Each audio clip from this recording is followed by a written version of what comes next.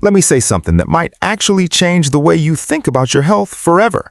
Last year, a 47-year-old man walked into his doctor's office. He ran a standard blood panel. Everything came back normal. His cholesterol, fine. His blood sugar, acceptable. His doctor shook his hand and said, "You're in great shape." 6 months later, that same man was diagnosed with early-stage cardiovascular disease and pre-dementia markers. Normal, but aging fast on the inside. And here's the brutal truth no one is telling you. The blood tests your doctor is running right now were designed to tell you whether you're sick, not whether you're aging. There's a massive difference between those two things, and that gap, that blind spot, could be stealing years from your life without you ever knowing it. Today, I'm giving you 3 specific laboratory markers that the top longevity researchers in the world are watching obsessively, markers that most standard panels completely ignore. And when you know what they are, and when you understand what they mean for your body, you will never look at a routine blood test the same way again. Stay with me, because what I'm about to show you isn't theory. This is cutting-edge science from the most current epigenetic research of 2026, and the people who understand these 3 numbers are quietly living decades younger than their birth certificate says they should be. At VitaWave, we believe something most clinics will never put on a brochure. Health is not a destination. It's a rhythm you learn to ride. We don't just treat symptoms. We decode your biological waves, and we use that intelligence to turn back the clock from the inside out. I'm Dr. Elias, and what we do here isn't about generic wellness tips or surface-level advice. We go into the actual biology. We look at the real science, and then we hand you the tools, because you deserve to be in the driver's seat of your own longevity. So let's go deep. Let's talk about what's actually happening inside your cells and what you can do about it starting this week. Okay, let's start with a question that I think is genuinely underrated. What does normal actually mean? When your doctor looks at your blood work and says your results are in the normal range, what they're really saying is that your numbers fall within the range of the average population that was tested. Sounds reasonable, right? Except here's the problem. That average population, it includes people who are already sick, people with chronic inflammation, people with metabolic dysfunction, people on multiple medications. The reference ranges for most standard labs are built from a population where being unhealthy is, well, pretty normal. So when your numbers land inside that range, you haven't been cleared for optimal function. You've just been cleared as not obviously broken yet. The 2026 data on epigenetic aging, and I want you to hear this clearly, biological age and chronological age are not the same thing. Your body can be 45 years old on paper and running the biology of a 34-year-old, or it can be running the biology of a 34-year-old. The difference isn't luck. It's specific, measurable, and this is the part people miss. It's changeable. But to change it, you need to measure it correctly. And the 3 markers I'm going to walk you through today are not your standard cholesterol panel. These are functional markers. They tell you not just what's present in your blood, but what's actually happening at the cellular level. Think of standard labs as a photograph of your living room. They show you what's there. These 3 markers are more like a video camera that's been running for 6 months. They show you the trajectory. They show you the trend. And trends are what determine outcomes. Are you with me? Good, because the first one is the one most people have never even heard of, and it might be the most important number in your entire lab report. Marker number 1, high sensitivity C-reactive protein, or hs-CRP. Now, your doctor might have tested your CRP before, but there's a critical difference between standard CRP and high sensitivity CRP. Standard CRP is designed to catch acute inflammation, like if you have a serious infection or a major injury, your CRP spikes dramatically and the test catches it. High sensitivity CRP is designed to catch something far more dangerous, the low, slow, constant simmer of inflammation that never shows up as dramatic, never sends you to the emergency room, but quietly accelerates the aging of every single system in your body.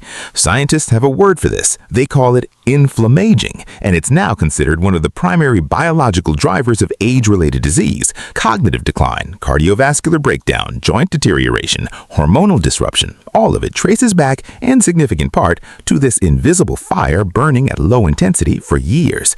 Here's where it gets personal. Most labs mark your high sensitivity CRP as normal if it's below 3.0 milligrams per liter. But the longevity research community isn't looking at 3.0 as a ceiling. They're looking at something much more precise. The functional optimal range for someone who is biologically younger than their years is typically below 0.7 milligrams per liter, sometimes even lower. So imagine and you come back at 2.1. Your doctor sees normal. A longevity-focused physician sees a system under chronic biological stress that, if left unaddressed, will accelerate the aging process significantly over the next decade. So what drives hs-CRP up? Several things: processed seed oils, refined sugar, chronically poor sleep, unresolved gut permeability, high psychological stress, and insufficient omega-3 fatty acid intake. The good news, these are all things you can actually move. Here's what works based on the current research. First, increasing omega-3 intake, specifically EPA and DHA from high-quality marine sources or algae-based alternatives for non-fish eaters, has shown consistent results in reducing circulating inflammatory markers. Second, incorporating foods rich in polyphenols, dark berries, extra virgin olive oil, turmeric with black pepper, create a measurable anti-inflammatory environment in the gut. And third, and this one surprises people, getting cold. Even brief cold exposure, cold showers, cold plunges, cold water immersion for just a few minutes a day has been shown in multiple peer-reviewed studies to meaningfully reduce systemic inflammatory load. The goal here is not just to bring the number down. The goal is to turn off the biological friction that's making your cells age faster than they should. And when hs-CRP moves into truly optimal territory, people report things that sound almost too good to be true: more stable energy, clearer thinking, less joint discomfort, and skin that genuinely starts to shift. That is your first marker. Get it tested. Get the high sensitivity version specifically. Know your number. Now let's talk about something that's been misunderstood for decades, and most people are getting it wrong right now without even knowing it. Marker number 2, the insulin-to-glucose ratio. Most of you have heard of A1C, the 3-month blood sugar average. And yes, your doctor probably checks it, but here's the thing about A1C. It's a lagging indicator. By the time A1C starts looking problematic, the underlying metabolic dysfunction has already been running for years, sometimes a decade or more. The insulin-to-glucose ratio, on the other hand, catches the problem at its root, before it becomes visible, before it becomes a diagnosis, before it becomes irreversible. Here's the biology. Every time you eat, especially refined carbohydrates, sugary foods, anything that hits your bloodstream quickly, your body releases insulin to shuttle that glucose into your cells. This is normal. This is healthy. But when you eat this way repeatedly, day after day, your cells gradually stop listening to the insulin signal. They become resistant. So your pancreas pumps out more insulin to compensate. And this, high circulating insulin, even with normal-looking blood sugar, is one of the most powerful accelerators of biological aging that science has identified. Want to know why? Because excess blood glucose, even at levels your doctor calls acceptable, acts like a kind of internal glue. It chemically bonds to your proteins in a process called glycation, creating what researchers call advanced glycation end products, or AGEs. And I love that acronym because that is exactly what they do. They age you. Your skin gets stiffer, your arteries get stiffer, your brain tissue gets stiffer. The elasticity that makes tissues young, it literally gets glued in place. And here's the kicker. This process is happening at blood sugar levels that your standard lab report calls perfectly fine. So what's the test? You want to ask your doctor or your direct-to-consumer lab for fasting glucose and fasting insulin on the same draw. Then you calculate the ratio. An optimal fasting insulin level is typically between 2 and 6 micro-IUs per milliliter.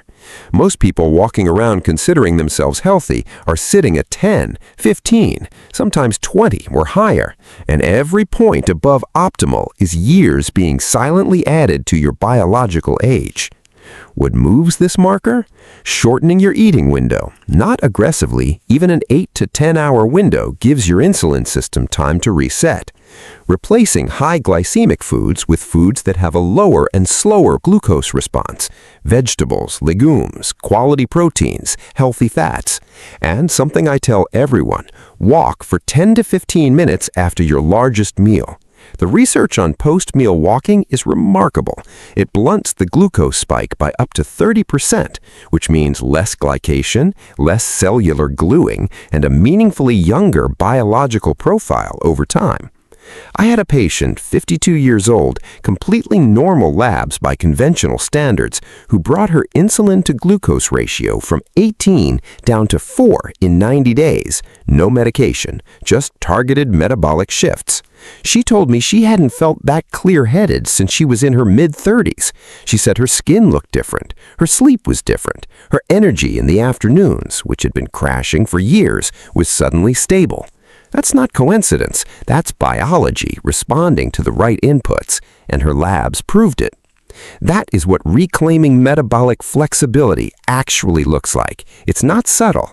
When insulin sensitivity returns to truly optimal levels, the changes are visible, not just in the numbers, but in the mirror. Inflammation goes down, energy stabilizes, cognitive sharpness returns. The body starts to function the way it was designed to function: lean, clean, and biologically younger. But we have one more marker to cover, and I need you to stay with me for this one, because this is the marker I consider the most urgent of all, not just because of how fast it ages, but because of where it does the damage. Stop. I want you to really hear what I'm about to say, because this next marker, this is the one that changes the conversation entirely. This isn't just about how fast you're aging. This is about whether your brain is aging cleanly, whether your DNA is copying itself accurately, whether the very cellular machinery that determines your future health is functioning the way it should. Are you still with me? Good, because this one matters more than most people realize, and almost nobody has had the test done. Marker number 3, homocysteine. If you haven't heard of this one, you're not alone. Most standard panels don't include it unless you specifically ask, and yet the research on homocysteine and neurological aging is some of the most compelling and some of the most alarming in the entire longevity literature. Let me explain what homocysteine actually is. It's an amino acid, a byproduct of metabolizing methionine, which comes from the protein you eat. In a healthy system, with the right micronutrients available, homocysteine gets efficiently recycled into beneficial compounds. In a deficient system, one that's low in specific B vitamins, particularly B6, B9, folate, and B12, homocysteine accumulates, and high homocysteine is toxic to neural tissue. Here's the connection to aging that should really get your attention. High homocysteine is one of the strongest known correlates of telomere shortening.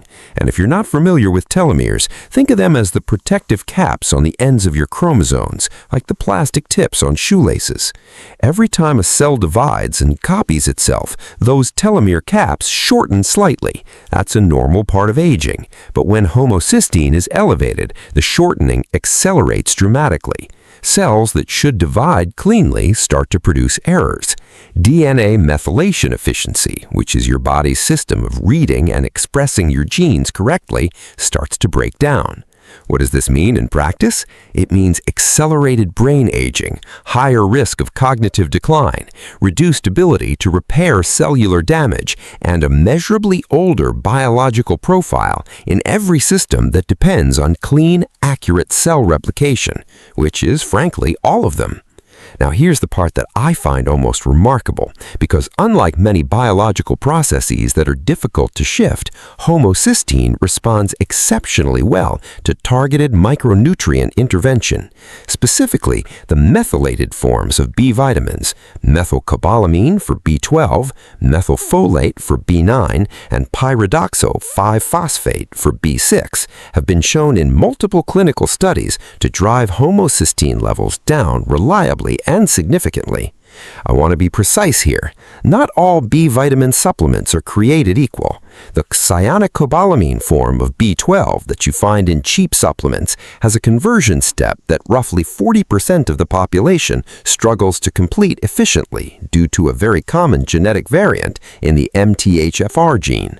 The methylated forms bypass that conversion entirely, and the clinical data shows they work faster and more reliably. For most people, Additionally, betaine, found in beets, spinach, and quinoa, directly supports the remethylation pathway that recycles homocysteine. Adding these foods consistently is a simple, food-first intervention that can make a measurable dent in this number within 90 days. When homocysteine comes down to optimal levels, the research paints a clear picture: improved cognitive function, better sleep architecture, enhanced mood stability, and a measurable improvement in your biological age score on epigenetic testing. This is not a small thing. This is one of the most powerful levers in the entire longevity toolkit, and most people have never even had the test done. So now you know the three markers: high sensitivity CRP for systemic inflammatory load, insulin-to-glucose ratio for metabolic flexibility and glycation burden, and homocysteine for neural health and DNA replication fidelity. Let me give you the practical roadmap, because information without action is just noise. Step 1. Request these tests. You can walk into your next physician appointment with this list written on a piece of paper. Ask specifically for hs-CRP, the high sensitivity version, not standard CRP, fasting insulin and fasting glucose, both drawn at the same time, ideally first thing in the morning after a 12-hour fast, and homocysteine. Many physicians will run these if you simply ask. If yours won't, or if you don't have easy access to a doctor right now, direct-to-consumer lab services exist in most countries that allow you to order these panels yourself. I'll include the relevant resource information in the description below. Step 2. Interpret your numbers with a longevity lens, not just a disease avoidance lens. Remember, the question you're asking isn't, "Am I sick?" It's, "How old is my biology actually running?" Those are completely different questions, and the answer to the second one is the one that will determine your quality of life over the next 20, 30, 40 years. Step 3. Set a 90-day retesting cycle. These markers are dynamic. They respond to lifestyle shifts within weeks, sometimes faster. The 90-day window gives you enough time to implement meaningful change and then measure whether that change actually moved the biology. Not whether you feel different, though you probably will, but whether the actual numbers shifted, because numbers don't lie. Now, if you're wondering which of these three markers to prioritize first, here's my clinical guidance. If your hs-CRP is above 1.5, start there, because chronic low-grade inflammation is the master switch that makes everything else harder to fix. When you turn down the inflammatory load, insulin sensitivity often improves on its own. Homocysteine pathways function better in a lower inflammation environment. Everything downstream improves. Think of it this way: hs-CRP is the soil, insulin-to-glucose ratio is the root system, homocysteine is the cellular architecture. You optimize from the ground up. Start with the soil. And if all three of your markers are already in a good range, genuinely good, not just conventional normal, then what I'd recommend next is having an epigenetic biological age test done, like Horvath's epigenetic clock, or a commercial equivalent, because that will give you a comprehensive score that integrates dozens of methylation markers into one clear number, your true biological age. That number is your North Star, and once you have it, everything becomes a game of moving it in the right direction. I want to leave you with something that I genuinely believe. Most people treat their health like a building alarm. They only pay attention when something goes wrong. But the people who are genuinely reversing their biological age, the ones who are 55 and performing like 38, they're not reacting. They're reading the signals early. They're measuring what others are ignoring. And they're making small, consistent, targeted changes that compound over years into extraordinary outcomes. You now know three markers that most people, including most physicians, are not tracking. You know what they measure, you know why they matter, and you know what to do with the information when you get it. Health is not a destination, it's a rhythm you learn to ride. And the more precisely you can read your own biology, the better your rhythm gets. If this conversation shifted something for you, if you're going to call your doctor this week or order your own labs, hit the like button and drop a comment below telling me which of these three markers you want to start with. I read every single one. And if you want to go even deeper, next week I'm going to be covering the 5 functional tests that predict your cardiovascular age far more accurately than any cholesterol panel ever could. That one is going to be a revelation for a lot of you. Make sure you're subscribed so you don't miss it. I'm Dr. Elias. This is VitaWave, and I'll see you in the next one.